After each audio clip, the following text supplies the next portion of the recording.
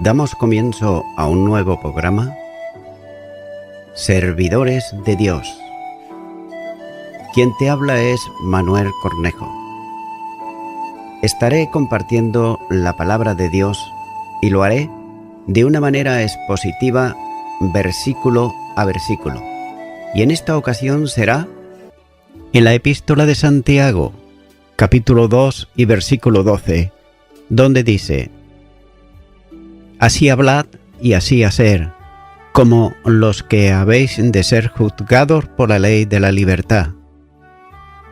Como que la parcialidad es un pecado tan grave, Santiago concluye esta sesión con un llamado a los creyentes a que consideren plenamente el peligro del juicio divino. Y nótese que es obvio que significa que debían abandonar el pecado de la parcialidad, pidiendo el perdón y también la limpieza del Señor. La amonestación dice así: hablar y así hacer, como lo que habéis de ser juzgados por la ley de la libertad. Esto equivale a decir: vivan y obren como verdaderos creyentes que han sido salvos por la gracia de Dios y que serán juzgados sobre la base de la justicia de Cristo que le ha sido imputada.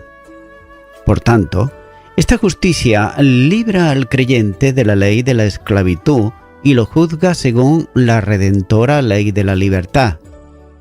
La palabra de Dios del Evangelio, el Nuevo Testamento en Jesucristo, que libera al pecador arrepentido de la esclavitud del pecado, como así señala el Evangelio de Juan, capítulo 8, versículos 31 al 32, donde dice: Dijo entonces Jesús a los judíos que habían creído en él: Si vosotros permaneciereis en mis palabras, seréis verdaderamente mis discípulos, y conoceréis la verdad, y la verdad os hará libres. Y también en la Epístola a los Romanos, capítulo 2 y los versículos 6 al 11, dice que Dios pagará a cada uno conforme a sus obras.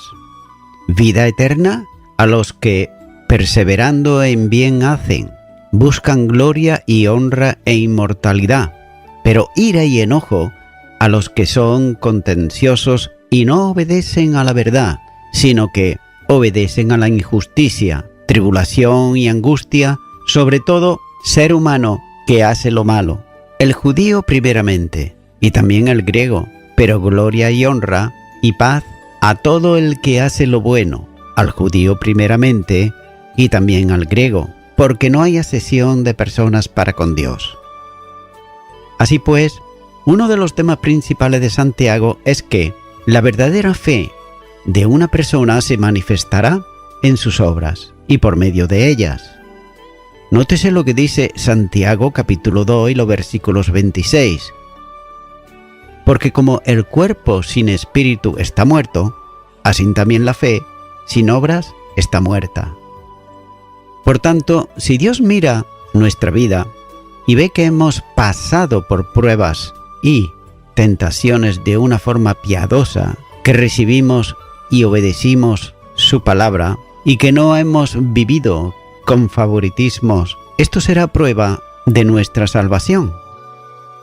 El apóstol Pablo declara inequívocamente en Efesios capítulo 2 y versículo 10 cuando dice: Somos hechura suya, creados en Cristo Jesús, para buenas obras, las cuales Dios preparó de antemano para que anduviésemos en ellas. El Evangelio es por tanto la ley de la libertad, porque libera a los que ponen su fe en Jesucristo de la esclavitud, del juicio y del castigo del pecado, y finalmente les ofrece libertad y también gloria eterna. En todo sentido, es la ley real de Dios, como dice el versículo 8, la divina y maravillosa ley de la libertad. Continúa ahora con el versículo 13, donde dice: porque juicio sin misericordia se hará con aquel que no hiciere misericordia, y la misericordia triunfa sobre el juicio. Podemos observar que Dios otorga misericordia al que la pide, como enseña en la parábola del siervo malvado. De esa misma manera, demanda una actuación misericordiosa para quien ha sido objeto de misericordia. El Evangelio de Mateo, capítulo 18, y los versículos 32 al 33 dicen: entonces, llamándole, su señor le dijo: siervo malvado, toda aquella deuda te perdoné, porque me rogates. ¿No deberías tú también tener misericordia de tu consiervo, como yo tuve misericordia de ti? Nótese que Jesucristo enseñó que es bienaventurado el misericordioso, porque alcanzará misericordia, como dice Mateo capítulo 5 y versículo 7. La práctica de la misericordia está en razón directa de haber sido recibido por Dios a misericordia. Dios es el Padre de misericordia. La segunda carta a los Corintios, capítulo 1 y versículo 3, dice Pablo: bendito sea el Dios y Padre de nuestro Señor Jesucristo, Padre de misericordias y Dios de toda consolación.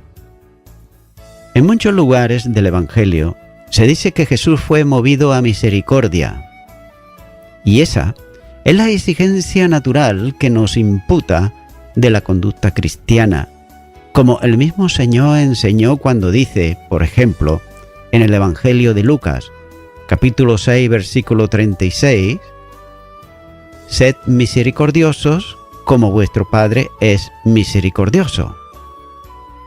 Y además, el creyente debe de vestirse de entrañable misericordia, como enseña Colosenses, capítulo 3, versículo 12, ya que la misericordia es una de las perfecciones divinas, como proclama, por ejemplo, el Salmo 62, versículo 12, cuando dice: tuya, oh Señor, es la misericordia. Y de ahí que el salmista utilice un lenguaje comparativo para expresar la dimensión incalculable e incomprensible de la misericordia divina. El Salmo 103, versículo 11 dice: porque como la altura de los cielos sobre la tierra, engrandeció su misericordia sobre los que le temen. Y también, este mismo Salmo 103, pero ahora el versículo 13 dice: por eso, como el Padre se compadece de los hijos, se compadece el Señor de los que le temen. Nótese que la última cláusula declara el triunfo de la misericordia, cuando dice: la misericordia triunfa sobre el juicio. Así pues, el misericordioso no teme el juicio de Dios, ya que la misericordia muestra el cumplimiento de la ley en el amor hacia el prójimo, como enseña la primera carta de Juan, capítulo 3, y los versículos 14 en adelante. Lo que Santiago desea destacar aquí es la victoria de la misericordia. Por tanto, el que comparece ante el juez es declarado absuelto. El juicio ante el tribunal de Cristo no producirá absolutamente ninguna inquietud alguna para el creyente que en identificación con Cristo trató a su prójimo con misericordia. Es más, la enseñanza de Santiago debe conducir a una solemne reflexión personal, ya que el que no actúa con misericordia es posible que nunca haya sido recibido a misericordia, que nótese, salva y transforma. Continúa ahora con el versículo 14, donde dice: hermanos míos, ¿de qué aprovechará si alguno dice que tiene fe y no tiene obras? ¿Podrá la fe salvarle? Llegamos ahora a este versículo 14 de la epístola a Santiago, que sin duda es el pasaje más difícil de esta epístola. Y nótese que fue precisamente el estudio de esta porción lo que provocó una reacción negativa de parte de Martín Lutero hacia este libro. Tal vez el problema principal en este pasaje radica en el hecho de que muchos creyentes desean hacer una completa polarización entre la fe y las obras. Y es precisamente esa dicotomanía la que ha llevado a muchos a conclusiones erróneas, ya que las enseñanzas de Santiago en este pasaje no contradicen en absoluto la del apóstol Pablo en Romanos y Gálatas, como algunos pretenden demostrar. Y tal cosa sería incongruente con la naturaleza de la Escritura, ya que la epístola de Santiago, particularmente en esta sesión, demuestra que la fe genuina es inseparable de las obras. Y nótese esto, y es que el apóstol Santiago en ninguna manera sugiere que la salvación es por obras. Repito, en ninguna manera sugiere el apóstol Santiago que la salvación es por obras, pero sí que enfatiza que quien ha sido justificado por la fe debe producir buenas obras que demuestren el carácter de esa fe. Es más, Santiago no trata en su epístola del tema de la salvación en sí, sino más bien de la ética que debe de caracterizar al que ya es salvo. Note que el apóstol Santiago comienza su discurso tocante al tema de la fe y las obras con una ilustración tomada de la vida real. ¿Qué ocurre cuando un creyente con cierta capacidad económica se encuentra con otro totalmente desprovisto de los bienes de este mundo? Santiago, nótese que usa una figura literaria llamada epanediplosis para referirse a su argumento. Así pues, la expresión ¿qué beneficio tiene? O ¿de qué sirve? O ¿qué ventaja ofrece? Da comienzo a la epanediplosis, ya que dice si alguien dice que tiene fe pero no tiene obras. Nótese que la idea es impersonal. Cuando dice si alguien, es como si el apóstol dijese si alguien anda siempre diciendo yo tengo fe. Y una vez más Santiago contrasta el decir con el hacer y concluye que el mero decir no es suficiente. El que dice que tiene fe debe de demostrarlo a través de sus obras.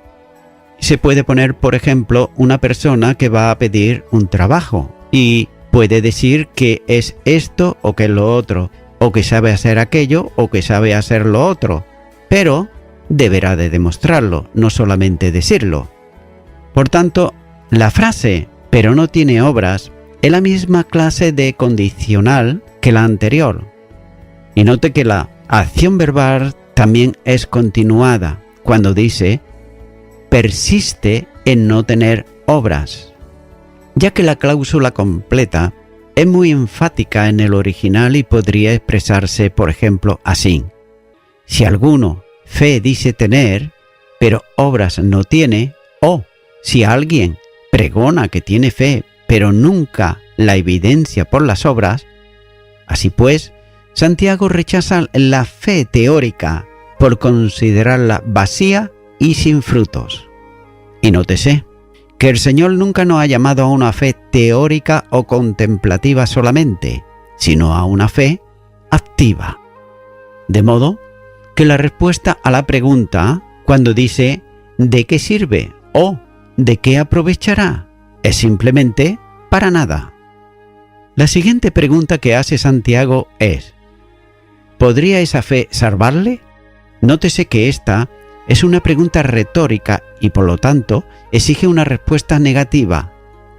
La clase de fe que no produce frutos no puede salvar porque es una fe falsa, ya que una mera profesión de los labios no es satisfactoria cuando dice que si confesares con tu boca al Señor Jesús y creyeres en tu corazón como dice Romanos capítulo 10 y versículo 9.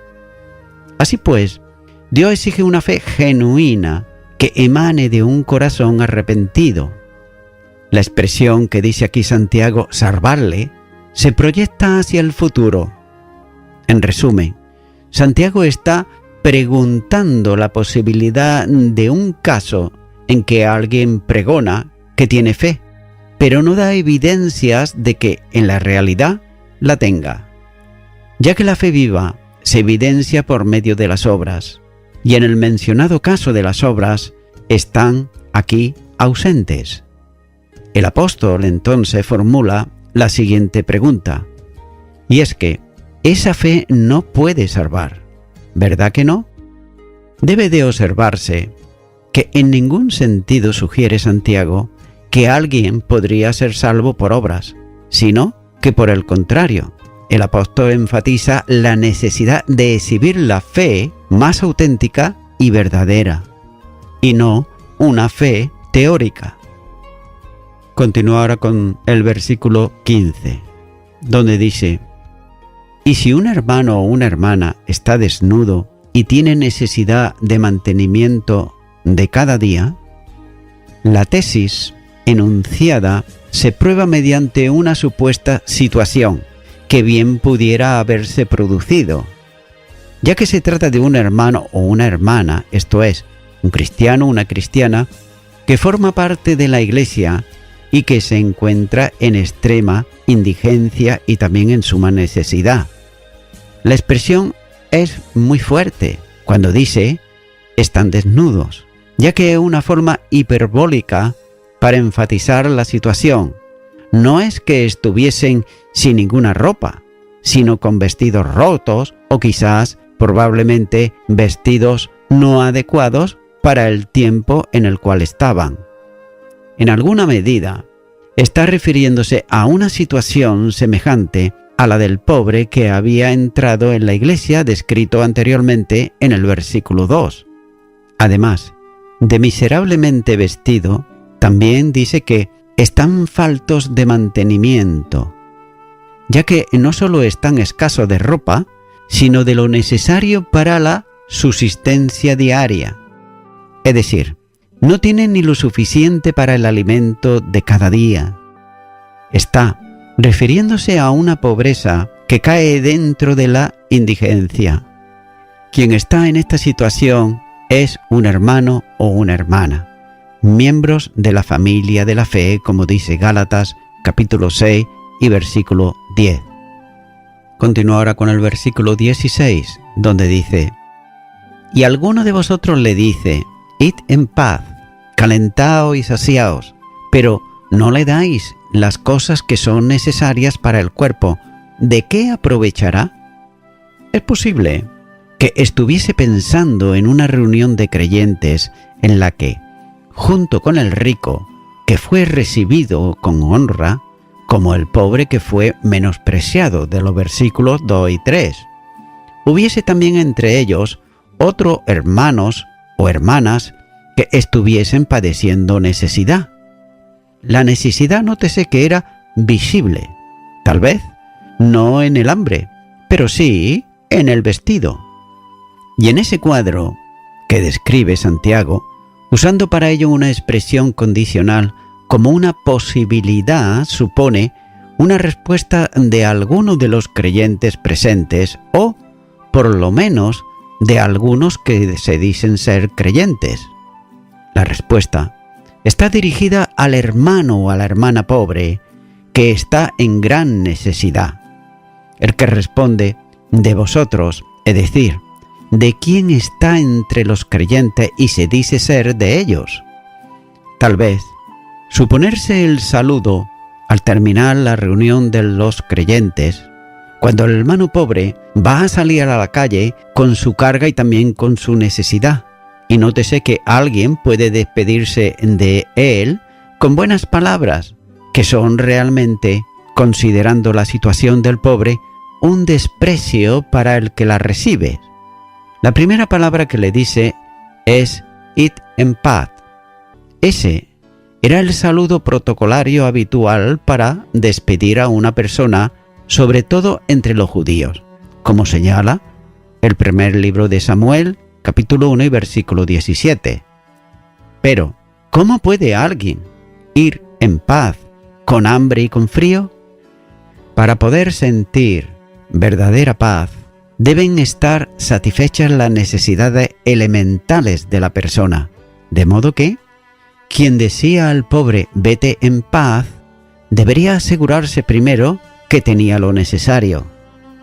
La segunda expresión de la despedida es aún todavía más burlesca para el pobre, ya que le dice calentaos, dicho además en modo imperativo, como si fuese un mandamiento. Al que tenía frío porque no tenía ropa suficiente, se le envía para que se caliente, cuando no tenía ni lo más mínimo para ello, que sería ropa de abrigo. El que se considera creyente aún añade otra expresión impropia en aquella situación, cuando le dice saciaos, comed en abundancia, para que no sintáis hambre alguna. Les estaba despidiendo, y nótese esto, para que fuesen a buscar comida y saciarse de ella, cuando no tenían modo alguno de conseguirla.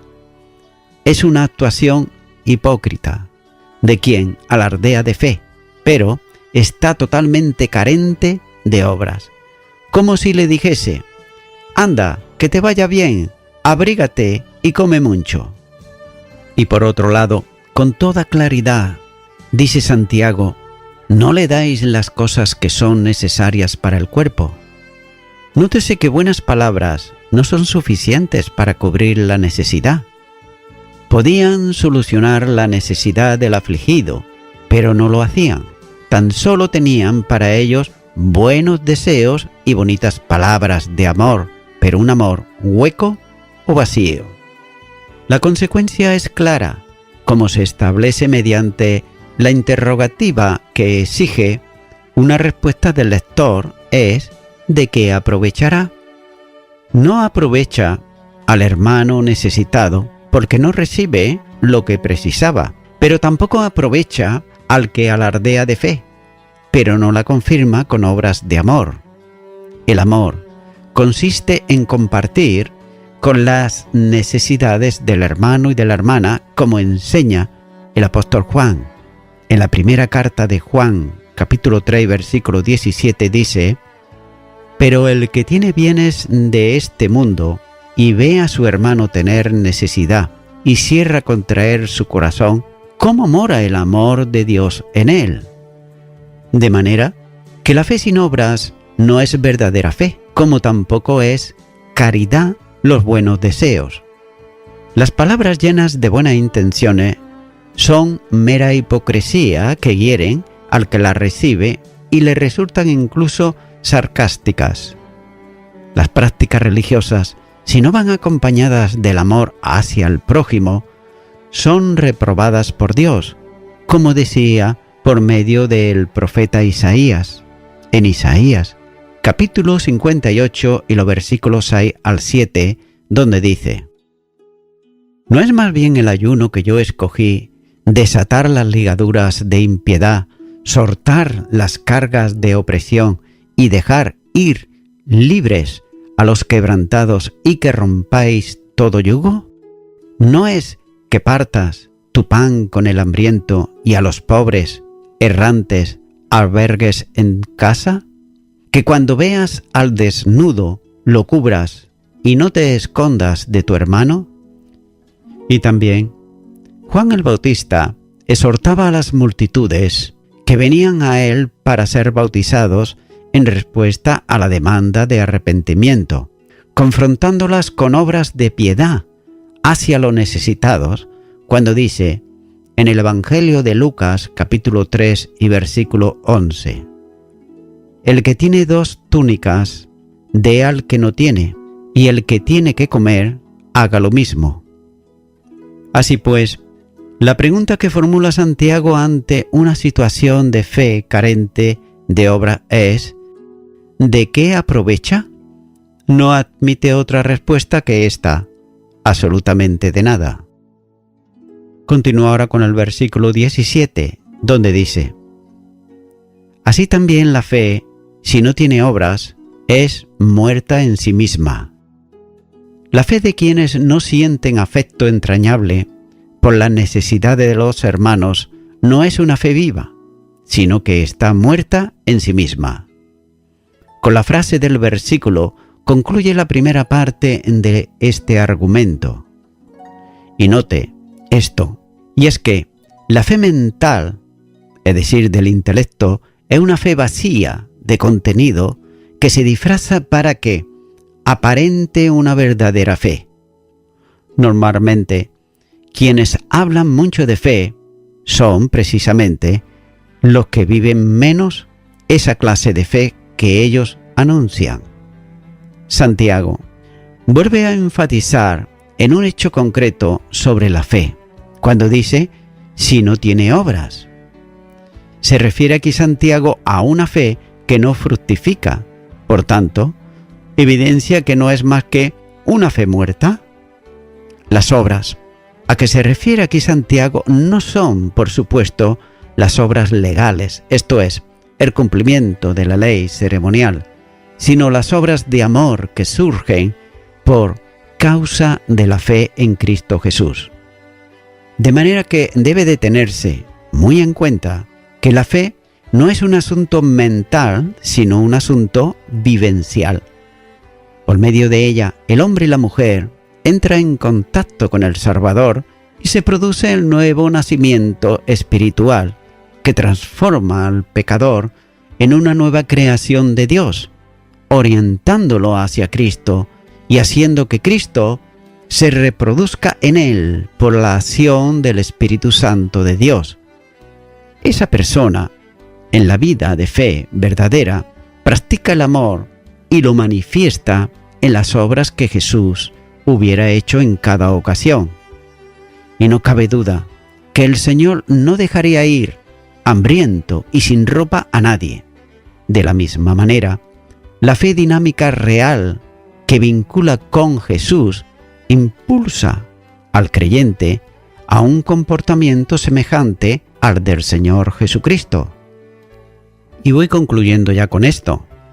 Estimado y estimada oyente, muchas personas piensan que para ser salvo o ser salva, o como se dice mejor en algunos ámbitos, para ir al cielo, piensan que hay que hacer obras. Pero sin embargo, la palabra de Dios, que es la Biblia, no enseña en absoluto nada de esto. Y mira lo que dice la palabra de Dios ya en el Antiguo Testamento. En Génesis capítulo 15 y versículo 6 dice: y creyó al Señor y le fue contado por justicia. Aquí se está refiriendo a Abraham, el que en la Biblia señala como el padre de los creyentes. En Romanos capítulo 4 y versículo 11 ahí lo muestra. Así que Abraham fue justificado no por las obras, sino por la fe. Y también en el Nuevo Testamento mira lo que dice la palabra de Dios en Efesios capítulo 2 y versículo 8 y 9. Porque por gracia sois salvos por medio de la fe, y esto no es de vosotros, pues es don de Dios, no por obras para que nadie se gloríe. Por tanto, amigo y amiga oyente, para que tú seas una persona salvo, salva, tan solo debes de depositar tu fe en la obra redentora que Jesucristo llevó a cabo en la cruz, a favor tuyo, a favor de toda aquella persona que le acepta a Él como su único y suficiente Salvador. Y además, sin necesidad alguna de tener que hacer la persona pecadora ninguna clase de obras ni tampoco penitencias para ser salvo, ser salva o ir al cielo. Por tanto, amigo y amiga oyente, yo te animo ahora, si tú nunca antes le has invitado a Cristo Jesús a que venga a tu corazón, a que ahora ores conmigo una oración de fe para invitarle para que Él, el Salvador de tu alma, venga a tu corazón. Ora conmigo y repite ahí a donde estás. Señor Jesús, hasta ahora he creído firmemente que para ir al cielo, para ser salvo, salva, tenía que hacer obras. Y si no la hacía, pues no iría al cielo, ni sería salvo. Pero tu palabra señala, en Efesios capítulo 2, versículos 8 y 9, que no es así, que no es por obras para que nadie se gloríe, sino que es por medio de la fe. Creo en tu obra redentora que llevaste a cabo en la cruz del Calvario. Y ahora, en este momento, te pido perdón por todos mis pecados y me arrepiento de ellos, y te recibo a ti, Jesucristo, en mi corazón como mi único y suficiente Salvador. En el nombre de Jesús. Amén.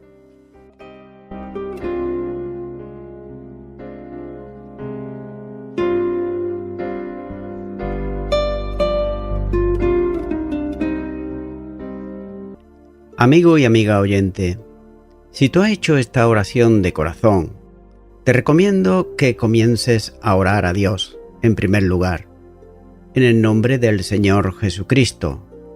Orar a Dios no es rezar, sino que es hablar con una persona. También te recomiendo que leas la palabra de Dios y lo hagas a diario. Comienza, por ejemplo, con el Nuevo Testamento. Y también, por último, te recomiendo que para que puedas crecer espiritualmente, te congregues en una iglesia cristiano-evangélica, donde se predique, se enseñe y se practique la sana doctrina y la palabra de Dios. Congrégate ahí y con el tiempo podrás crecer espiritualmente y también servir al Señor Jesucristo. Que Dios te bendiga. Y a toda la audiencia, nuevamente ya me estoy despidiendo de todos ustedes y será hasta el próximo programa. Que Dios os bendiga a todos.